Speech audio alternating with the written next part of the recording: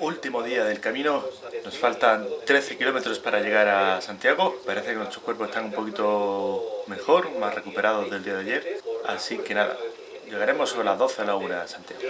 Son las 8 menos 20, vamos a desayunar y el tiempo de salir.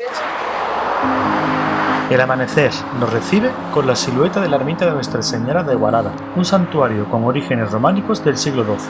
Por lo visto, en el siglo XVI se extrajo un arco de este edificio para utilizarlo en el claustro que se estaba construyendo en la Catedral de Santiago.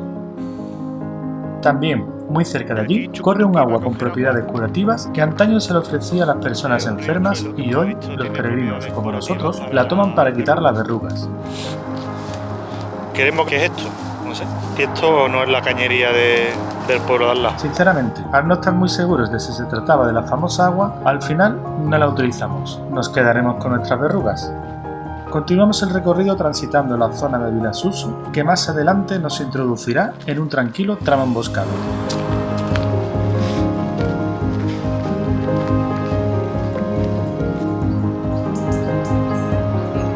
Se me han olvidado los calzoncillos que había lavado ayer en la habitación del hotel, así que voy a estar 2 días con los mismos calzoncillos.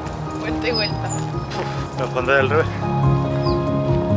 Desde el trazado se obtiene una buena vista del viaducto del AVE, que tendremos que salvar por su parte inferior. 9 kilómetros. Poco a poco vamos restando distancia al objetivo, y nuestro deseo era llegar a Santiago a tiempo para asistir a la misa del peregrino. Mientras tanto, somos conscientes que estos serán los últimos bosques, ríos y parajes que disfrutaremos de este camino inglés que tan buen sabor de boca nos ha dejado.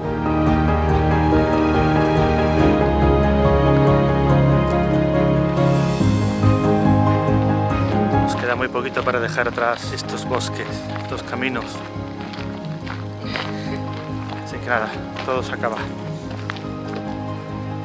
Abandonamos ya las pistas de tierra para acceder al asfalto que transcurre por las últimas aldeas antes de entrar en la periferia de Santiago, en donde el polígono industrial de Tambre se convierte en la parte menos glamorosa de esta etapa.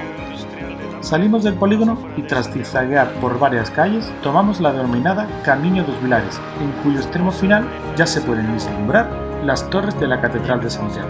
Todo un subidón de emociones. Las flechas amarillas nos llevan por el Parque Pablo Iglesias y Blanco Amor, donde se encuentra el Ponte Mantible, que fue en realidad un acueducto mandado a construir por el arzobispo Selmírez a finales del siglo XII.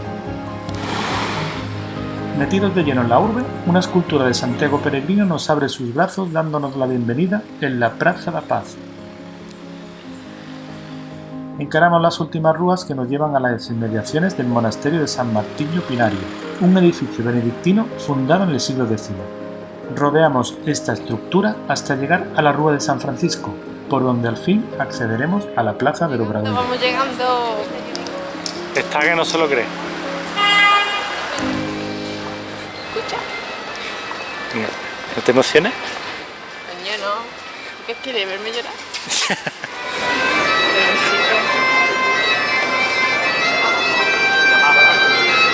El narcótico sonido de las gaitas es señal inequívoca del final de nuestra aventura.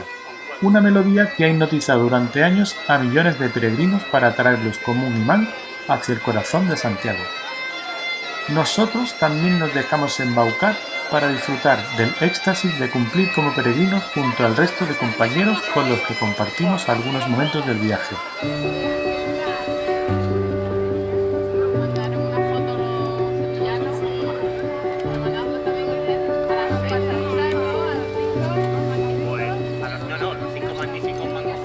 ¡Venga, hombre! ¡Santiago! ¡Venga, chiquillos!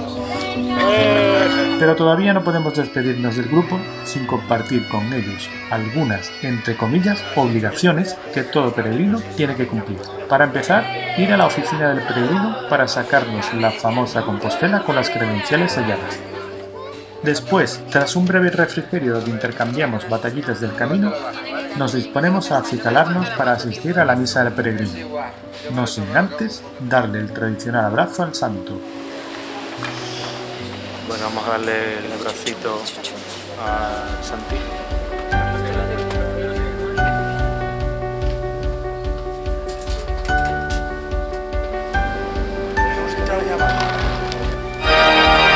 misa tuvimos el placer de ver volar el botafumeiro, un pesado incenciario que llega a superar los 100 kilos si contamos el incienso y el carbón que se le añade.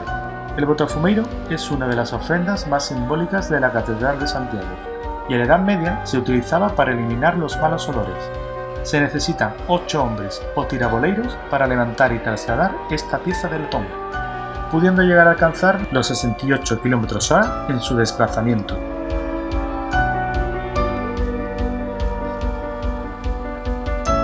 Santiago es espectacular por el día, pero por la noche es mágica. Una noche en la que seguimos disfrutando del júbilo con el grupo. Por un lado, con una tuna que bien estaba animando el ambiente de la plaza del Obradoiro.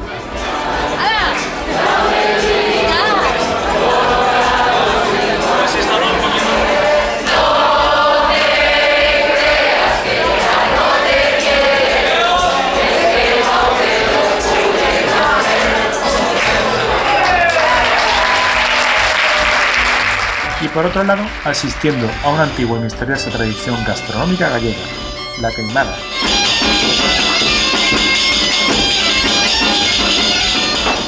Lume da Santa Compaña, mal de ollo, negro meigallo, cheiro dos mortos... La queimada es una bebida alcohólica de orígenes posiblemente medievales, cuyos ingredientes principales son el aguardiente, el azúcar y el limón, aunque hay también quien le echa granos de café. Durante la preparación, se recita un conjuro dirigido a ahuyentar los malos espíritus y a proteger de las maldiciones. Barriga inútil da muller solteira. Si é verdade que tendes máis poder que humana xente, e aquí e agora facede cos espíritus, os amigos que están fora, participen con nós desta queimada.